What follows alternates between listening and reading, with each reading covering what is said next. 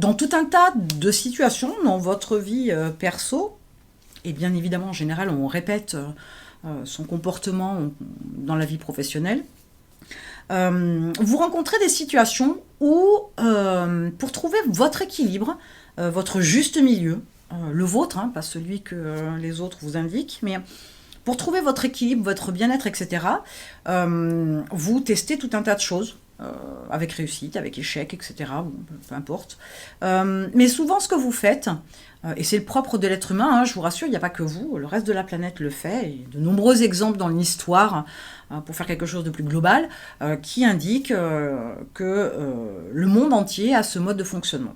Donc il y a des situations où vous allez avoir comme réaction complètement l'opposé et en excès. Je m'explique. Vous êtes, je sais pas, marié pendant 15 ans, vous avez été sérieux, sage, jamais infidèle, aux petits soins de votre épouse, auprès de votre épouse et de vos enfants, par exemple, voilà, le père parfait, le mari parfait, enfin j'exagère, mais vous voyez l'idée. Et c'est valable aussi hein, si vous n'avez pas eu d'enfant, hein, ça ne change pas grand-chose, mais dans l'idée, c'est ça. Et qu'est-ce qui se passe? Il y a rupture, potentiellement pas de votre fait.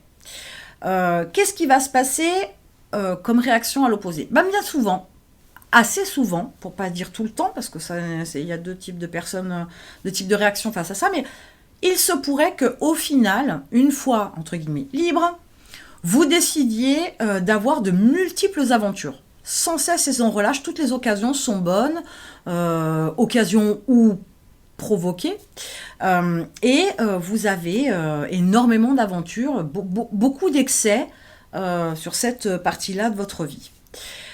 L'idée c'est quoi? C'est que face à une situation, et une situation donc désagréable, avec un mode de fonctionnement au préalable en général, on réagit à l'opposé et en excès. Et il y a tout un tas d'exemples comme ça. Celui-là, c'est un exemple qui est assez connu, qui se répète malheureusement trop souvent de mon point de vue. Mais le truc, c'est qu'il faut aller à l'excès pour toucher du doigt la balance de l'autre côté. Et c'est seulement à partir de là qu'à un moment donné, on se dit, j'étais comme ça avant, mariage, voilà, fidèle. J'ai été comme ça pendant un certain temps où j'ai eu de multiples aventures sans cesse et sans relâche. Là, c'était bien, mais ça s'est mal fini. Là, c'était bien, mais finalement, ça mène pas bien loin. C'est pas ce que je veux. Donc, on arrive à faire cette balance-là sur les deux types de comportements et de se dire, ok, je veux un peu ça et un peu ça, et on essaie de trouver le juste équilibre. À terme, de toute façon, on sait bien que la personne ou vous retournerez vers un couple parce que papillonner, à un moment donné, ça n'a plus de sens, ça n'a surtout plus de saveur. Et c'est comme ça que vous arrivez à trouver finalement, véritablement, ce que vous voulez. Alors, je vous dis, c'est un exemple très simple, mais c'est valable pour tout un tas de choses. Trop de sport d'un coup, alors que vous n'en faisiez pas avant. Trop de sorties d'un coup, alors que vous en faisiez pas avant. Ou trop de déplacements d'un coup pour vendre dans votre entreprise, alors que vous n'en faisiez pas avant, etc., etc. Et vous allez vous épuiser, etc. Et à un moment donné, vous allez sentir que ça va, c'est pas possible. À un moment donné, vous ne tiendrez pas le choc. Donc, on est toujours, malheureusement, hein, et je vous dis, dans beaucoup de domaines, la nourriture, tout un tas d'excès, on tape dans les excès, on tape à l'opposé et dans les excès pour trouver son équilibre. Et si vous vous arrêtiez quelques minutes juste pour prendre le temps de réfléchir.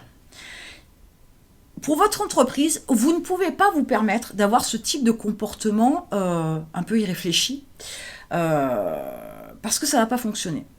L'entreprise a besoin de stratégie, a besoin de choses qu'on teste bien évidemment pour trouver le bon équilibre, mais ça ne peut pas être à l'excès.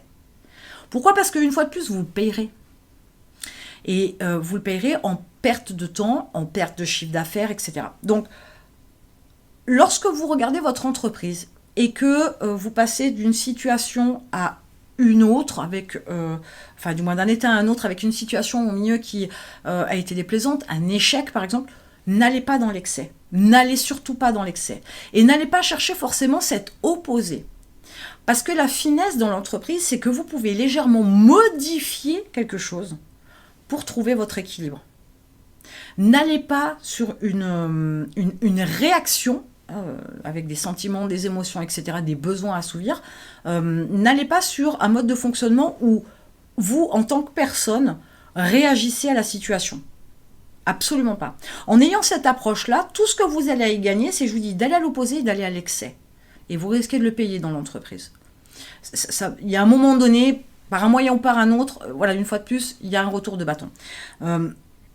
L'équilibre ne se trouve pas en essayant 10 milliards de choses et en ayant 10 milliards d'échecs.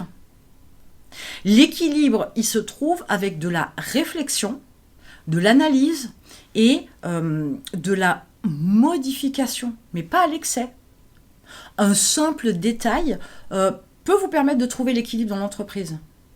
Je ne sais pas, je vous donne un exemple. Vous avez par exemple une personne dans votre équipe qui met un peu de l'attention avec le reste des personnes dans votre équipe. Et pourtant, c'est quelqu'un qui va avoir peut-être certaines qualités, certaines compétences plutôt appréciables pour votre entreprise. Et vous vous dites, ah non, plus jamais ce genre de personnage, plus jamais, c'est pas possible, c'est pas gérable. Bah, peut-être que si, peut-être que vous pourriez prendre, garder ou pas, ça c'est une autre histoire de cette personne-là, mais vous pourriez prendre une autre personne avec ce type de profil-là, mais tout simplement le gérer différemment. Tout simplement le positionner différemment dans la structure, dans l'organisation de votre entreprise. Peut-être que vous pourriez lui proposer une autre approche de travail. Ça ne sert à rien d'aller à l'excès. De se dire non, je ne prends plus de prestataires, non, je ne prends plus de salariés.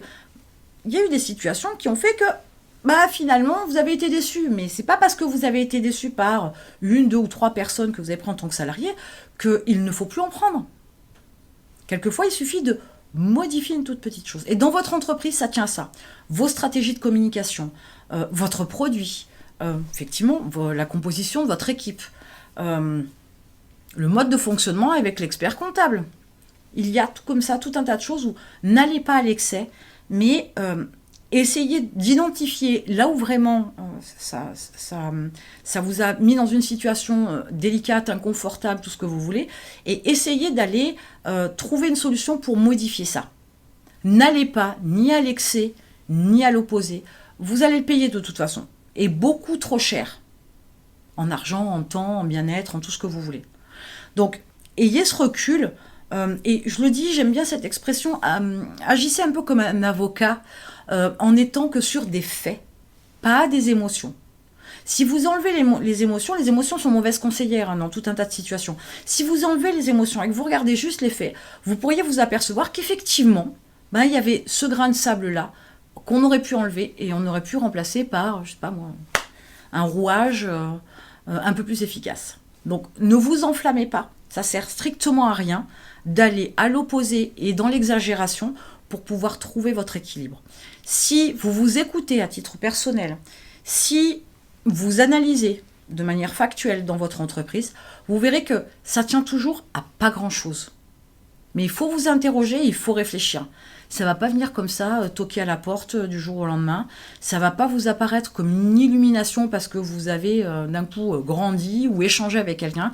Non.